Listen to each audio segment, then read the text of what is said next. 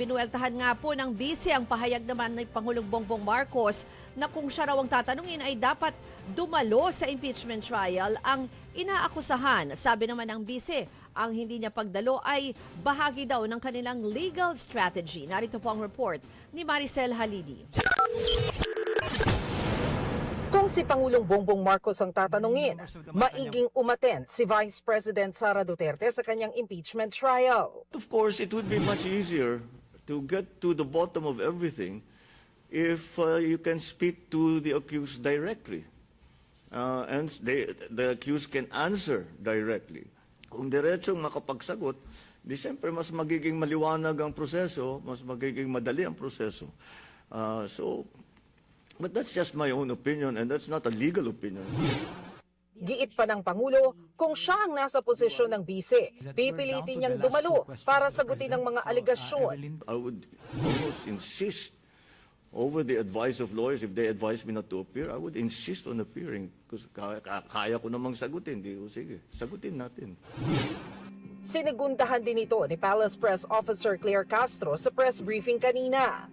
Kung may kinakailangan pong sagutin, ay dapat lamang pong sagutin. Kung kaya naman po na malinis ang mga pangalan, ay dapat lamang pong gawin. Mas maganda pong humarap sa nasabing trial para po siya na mismo ang sumagot ng mga akusasyon laban sa kanya. Nang tanungin naman kung magmomonitor ba si PBBM sa impeachment trial, sagot ni Castro. Hindi naman po kailangan mag-monitor ang Pangulo. Malalaman naman po din niya kung ano magiging balita rito. Mas marami pong dapat na trabahuhin ng ating Pangulo at hindi po siya uupo lamang para po manood ng impeachment trial. Ilang oras bago simulan ng paglilitis, naglabas ng pahayag si VP Sara na hindi siya dadalo at tanging legal counsel niya ang haharap sa impeachment court. Iginiit din ng bise na hindi importante ang opinyon ng Pangulo sa impeachment proceedings. Dagdag pa niya, sa lahat ng oras, maiging itago na lang ng public officials ang mga personal na opinyon sa kanilang sarili. Sa halip daw ay umasa na lang sa batas, polisiya, scientific evidence at aniyay objective facts. Konstitusyon at due process ang nagsisilbing gabay sa impeachment proceedings. Ayon pa sa bise, may karapatan ng respondent na i-represent ng kanyang counsel. Ang pagdedesisyon kung kailangan bang personal na tumestigo ay bahagi ng legal strategy at karapatan din yan alinsunod sa konstitusyon.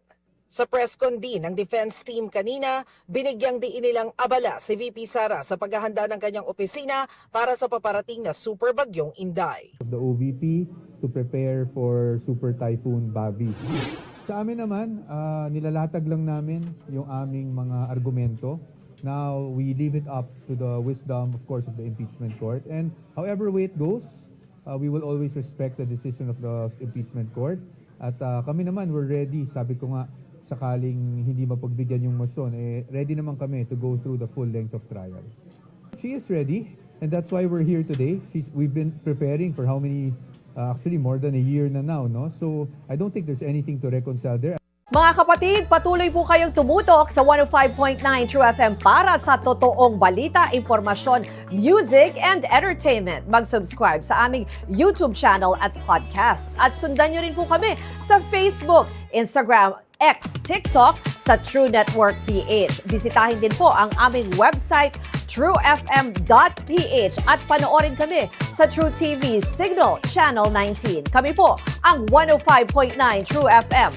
Laging true sa'yo, kapatid. Ito tayo sa totoo, tunay at tapat.